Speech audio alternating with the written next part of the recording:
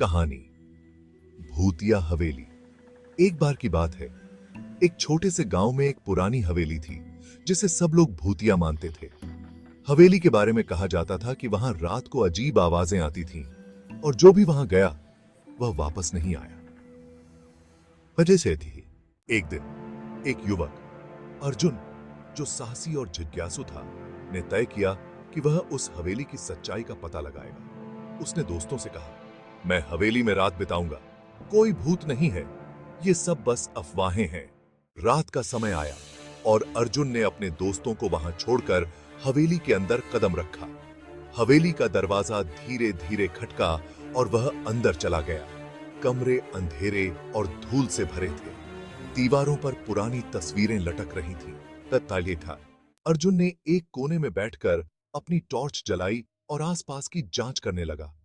तभी अचानक उसे एक आवाज सुनाई दी, मदद करो। वह चौंका और टॉर्च की रोशनी उस दिशा में घुमाई। वहां एक धुंधली आकृति खड़ी थी। अर्जुन ने डरते हुए पूछा, तुम कौन हो?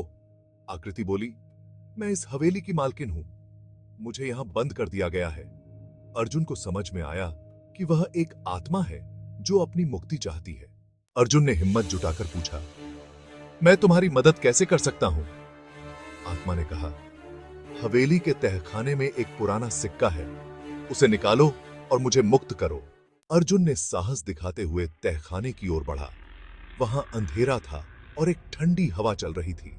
उसने सिक्का ढूंढा और जैसे ही उसे छुआ, पूरी हवेली झटके से हिलने लगी। दीवारों पर अजीब चित्र उभरने लगे और अर्जुन ने महसूस किया कि अब वह वहां अकेला नहीं है।